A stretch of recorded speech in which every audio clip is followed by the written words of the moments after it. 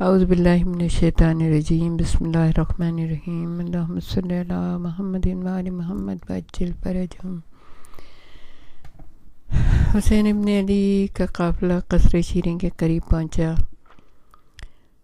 شیریں جب شہزادی شہربانو سے امام حسین علیہ السلام کی شادی ہوئی تھی تو بہت ساری کنیزوں کے ساتھ ایک کنیز بھی آئی تھی آپ کے ساتھ، اس کا نام تھا شیریں۔ کہنے کو تو وہ بی بی کی کنیز تھی، لیکن اسے جناب شہربانو بالکل چھوٹی بہن کی طرح پیار کرتی تھیں۔ دونوں میں غضب کا پیار تھا۔ شیریں بہت حسین بھی تھی اور باسلیقہ بھی تھی، اور بی بی شہربانو اس پر جان چھڑکتی تھیں۔ جب بیاہ کر آئی تھیں تو تمام کنیزوں کو آزاد کر کے ان کے نکاح کر دیے تھے، مگر انہوں نے شیریں کو اپنے سے جدا نہ کیا تھا۔ آپ کے ساتھ تمام خاندان اہل بیت بھی شیریں سے بہت پیار کرتا تھا۔ امام عالی مقام کو بھی شیریں بہت پسند تھی۔ جناب شہربانو نے امام حسین کو ہدیہ کر دی تھی شیریں، اور آپ سے کہا تھا کہ ہم اپنی خوشی سے آپ کو شیریں کو دے رہے ہیں۔ تو امام حسین علیہ السلام نے کہا اچھا بھئی، اگر تمہارا تحفہ ہے تو ہمیں قبول کرنا پڑے گا، لو ہم نے اسے آزاد کر دیا۔ اس دن امام عالی مقام نے اپنے ایک دوست کو جو شیریں کو بہت پسند کرتا تھا بلا کر اس کا نکاح کر دیا۔ وہ ایک بہت بڑا سوداگر تھا۔ دمشق کے قریب پہاڑی پر اس کا ایک بڑا شاندار قلعہ تھا۔ شہربانو نے شیریں کو جی بھر کے جہیز دیا، بار بار اس کا منہ چومتی، کبھی اس کی شادی کی خوشی میں ہنستی، کبھی جدائی کے خیال سے رو پڑتی تھی۔ امام عالی مقام نے ہنس کر بی بی سے پوچھا، بانو اور کنیزوں کو اتنا سامان تو نہیں دیا آپ نے، اس پر بڑی مہربان ہو۔ تو بی بی نے مسکرا کر کہا، اوروں کو تو میں نے آزاد کیا تھا، اسے آپ نے آزاد کیا ہے، اس لیے یہ تو شہزادیوں کی شہزادی ہوئی نا۔ امام نے مسکرا کر کہا، شہربانو یہ فلسفہ ہماری سمجھ سے بالاتر ہے۔ بڑی عزت سے گھر کی بیٹی کی طرح بڑی شاندار ضیافت کے بعد شیریں رخصت ہوئی۔ سب سے گلے مل مل کر روئی، بچوں کو چمٹا چمٹا کر پیار کیا، بار بار بانو کی بلائی لی۔ زینب بنت علی سے کہنے لگی، بی بی میں آپ کے لیے وہاں سے کیا تحفہ بھیجوں؟ بی بی نے کہا، شیریں کسی تحفے کی حاجت نہیں، بس تم درود و سلام بھیجتی رہنا اہل بیت رسول کے اوپر، دعا کرتی رہنا۔ جاتے وقت بہت روئی شیریں۔ اسے روتا دیکھ کر امام عالی مقام نے مذاق میں پوچھا، کیا جانے کو جی نہیں چاہتا؟ شیریں نے کہا، یہ گھر میرا میکہ ہے آقا، میکے سے کس کا جانے کو جی چاہتا ہے؟ آپ سب بہت یاد آئیں گے، یاد آئیں تو چلی آنا، اور بانو ہم لوگ بھی شیریں کے ہاں ضرور جائیں گے، زندگی نے وفا کی تو ایک بار ضرور تمہارے ہاں آئیں گے۔ شیریں خوش ہو گئی، سب کو لائیے گا، بچوں کو بھی ساتھ لائیے گا؟ ہاں ضرور لائیں گے۔ شیریں بیاہ کر چلی تو گئی، مگر امام حسین اور بانو کو نہ بھولی۔ اکثر لکھا کرتی تھی، غریب خانے پر کب تشریف لائیں گی؟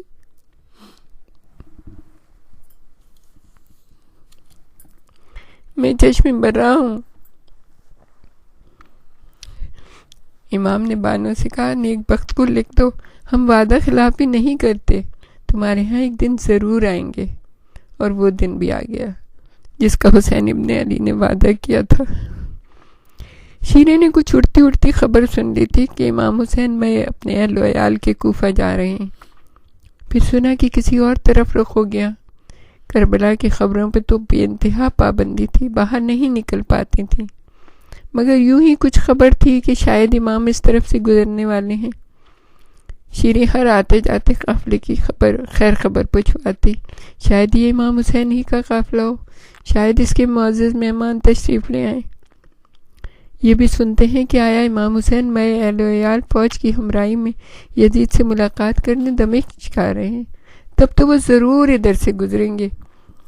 فوج کی آمد کی خبر سنتے ہی شیریں نے تیاریاں شروع کر دیں۔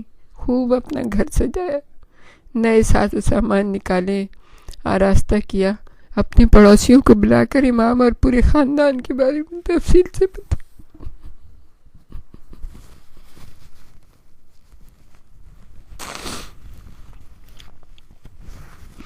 پڑوسنے شیریں کو بڑے رشک کی نگاہ سے دیکھتی تھیں۔ اس کے ہاں پیغمبر خدا کے پیارے آ رہے ہیں، ان کے نواسے مہمان بن کر آ رہے ہیں۔ شیریں کا بڑا مرتبہ بلند ہے۔ وہ جنہیں رسول اللہ کی زیارت نصیب نہ ہوئی تھی، ان کے نواسے کے دیدار کے لیے بے قرار تھیں۔ بار بار آ کے پوچھتی، شیریں کب آ رہے ہیں تمہارے مہمان؟ رسول اللہ کے خاندان کے دیدار خوش نصیبوں کو میسر ہوتا ہے۔ اے بہن، اس خوشی کے موقع پر ہمیں بھول نہ جانا۔ اور شیریں غرور سے ہنس کر کہتی، تم خاطر جمع رکھو، میں تم سب کو کیسے بھول سکتی ہوں۔ آنے دو میرے آقا کو، انشاءاللہ تمہیں ضرور ان کی قدم بوسی کی سعادت نصیب ہوگی۔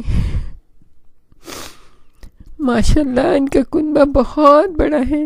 علی اکبر کو تو لوگ شبیہ محمد کہتے ہیں۔ دیکھنے والے ان کی صورت دیکھ کر ہی درود و سلام بھیجتے رہتے ہیں۔ اور شیریں بتاتی، اور سنو بہنوں، عباس ابن علی کا کیا کہنا؟ ان جیسا وجی پورے عرب میں نہیں۔ لوگ انہیں ماہ قریش کہتے ہیں۔ امام کی بہن اور بچے بھی ساتھ میں ہوں گے۔ جس نے فاطمہ زہرا کو نہیں دیکھا، بس وہ زینب بنت علی کو دیکھ لے، بالکل بنی ہوئی ماں کی مورت ہے۔ شیریں نے قافلے کی آمد کی خبر سنی تو خوشی سے جیسے دیوانی ہو گئی، نیندیں حرام ہو گئیں۔ طرح طرح کے کھانے پکوائے، شربت تیار کیے، سارے محلے کو دعوت نامہ بھیجا۔ اپنے شوہر سے کہا، ذرا شہر پناہ کے پھاٹک پر جا کر کھڑے ہو جاؤ، جیسے ہی جلدنا نظر آ جائے امام کی رکاب تھام لینا۔ لوگ ان کی خاطر و مدارات کے لیے ٹوٹ پڑیں گے، مگر تم سب کو ٹال دینا، پہلے انہیں یہاں لانا، ایسا نہ ہو کوئی بڑھ کر پہلے انہیں مدعو کر لے۔ اچھا مجھے بھی ساتھ لے چلو، میں انہیں سیدھا یہیں لے کر آؤں گی۔ شوہر جو شیریں کی اس بےتابی کو دیکھ رہا تھا ہنس کر بولا، نیک بخت گھبراتی کیوں ہوں؟ ابھی سے جانے کی ضرورت نہیں ہے، میں دیکھ کر آتا ہوں، آگے تو تمہیں بے بلوا لوں گا تاکہ ہم دونوں مل کر ان کی پیشوائی کر سکیں۔ اس کا شوہر گیا، جب واپس آیا تو بڑا اداس مرجھایا ہوا سا تھا۔ شیریں تیرے آقا نہیں آئے، یزید کی فوج ہے، کچھ باغیوں نے سر اٹھایا تھا، ان کی سرکوبی کے بعد انہیں قید کر کے لائے ہیں۔ عجیب و غریب منظر ہے، نیزوں پر کٹے ہوئے سر ہیں، آج تک ایسا نہیں دیکھا۔ اونٹوں پر عورتوں اور بچوں کو بغیر کجاوے کے باندھ رکھا ہے، بڑی بری گت ہے۔ میرا تو جی بڑا خراب ہونے لگے، میں تو بھاگ آیا۔ نا امید ہو کر شیریں رونے لگی۔ اس کی قسمت میں آقا کا دیدار ہی نہیں، اس نے کھانا بھی نہیں کھایا، سارا دسترخوان سے جب ویسے ہی پڑا رہا۔ رات کو قافلہ قلعے کے سامنے میدان میں ٹھہر گیا۔ خوب چہل پہل تھی، قیدیوں کو ایک طرف ڈال دیا، نیزے جن پر سراب زن تھے زمین میں گاڑ دیے گئے۔ سالار کے خیمے سے رقص و سرور کی صدائیں آ رہی تھیں، شراب کا دور چل رہا تھا، کھانے چل رہے تھے، مرغے مسلم بھونے جا رہے تھے۔ قیدیوں کو ایک ایک مٹھی بھنے جو کے دانے اور کچھ پانی دے دیا گیا تھا، ان کے حلق سے وہ بھی اترنا مشکل تھا۔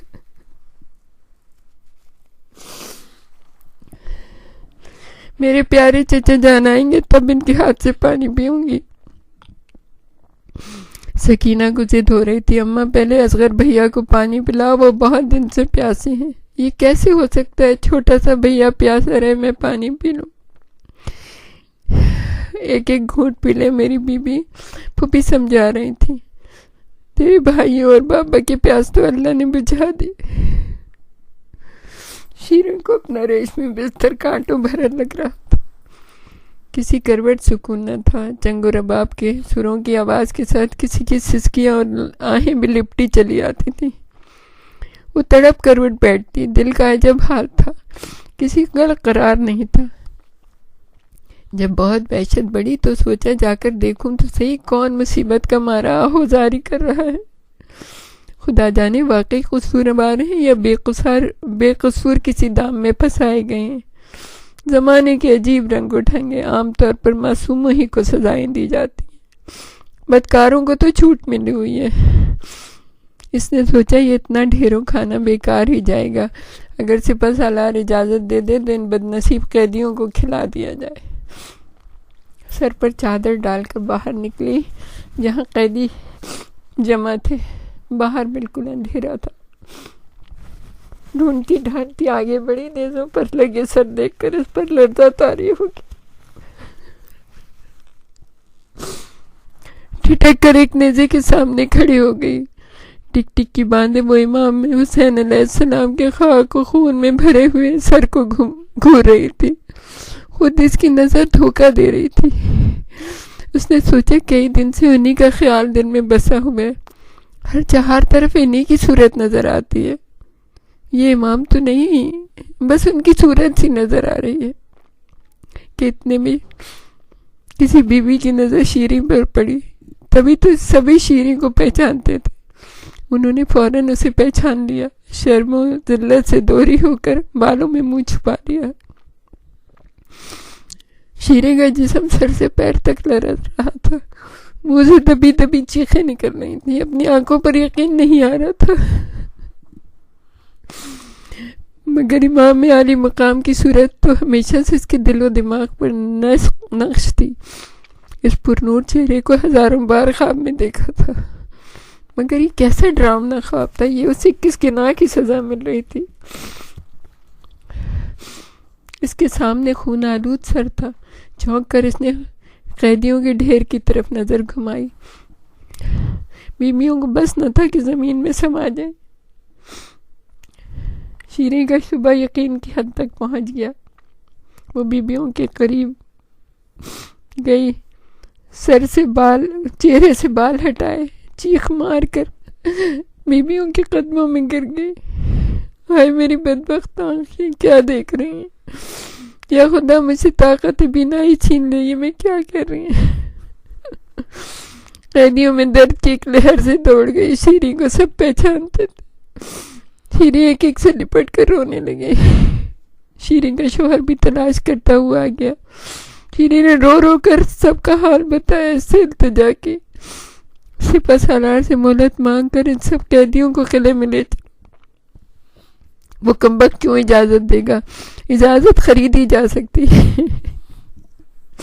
ضرور جواہر دینار جو بھی مانگے دے دو، بس تھوڑی دیر کے لیے انہیں لے چلو۔ شیریں کے شوہر نے جا کر شمر ذوالجوشن کے آگے تھیلیوں کے منہ کھول دیا۔ پہلے تو اس نے ٹالا، پھر دولت ٹھکرانے میں حماقت نظر آئی۔ حرج بھی کیا ہے، قلعے کے چاروں طرف فوج پڑی ہوئی ہے، دغا و فریب کی کوئی گنجائش نہیں۔ اس نے اجازت دے دی۔ شیریں نے اپنے تمام زیور بھی اتار کر سامنے رکھ دیے اور نیزوں پر لگے سر کو اپنے ساتھ لے کر آئی۔ قلعے میں لے جا کر اس نے سب قیدیوں کو آرام سے بٹھایا، اپنے ہاتھوں سے ان کے زخمی پیر عرق گلاب سے دھو کر مرہم پٹی کی، بچوں کے سوجے ہوئے جسموں کی سکائی کی، زخموں پر پھائے رکھے، صاف ستھرے ریشمی لباس پیش کیے، مگر زینب کبریٰ نے لباس بدلنے سے انکار کر دیا۔ بچھڑنے والے خون کے چھینٹے ہی اپنی نشانی دے گئے، ہم انہیں اپنے جسموں سے جدا نہیں کریں گے، دل نہیں چاہتا۔ مقتولین کے سر بھی اس نے عرق گلاب سے دھوئے، انہیں ریشم و اطلس کی چادروں میں لپیٹ کر تخت پر لٹک رکھا۔ چاروں طرف سب جمع ہو گئے۔ زینب بنت علی نے اپنی درد بھری آواز میں واقعات کربلا دہرائے۔ شیریں اور اس کے محلے والوں نے سن کر ایسا دردناک انداز میں ماتم کیا کہ سونے والوں کی نیندیں اچاٹ ہو گئیں۔ ایک خلقت جمع ہو گئی، آہو بکا کا ایسا شور اٹھا کہ بدمست فوجیوں کا رشا حرن ہو گیا۔ شیریں نے بہت منت سماجت کی، مگر ظالموں نے بڑی سختی سے مجمع منتشر کر دیا، قیدیوں کو بھوکا پیاسا واپس لے گئے۔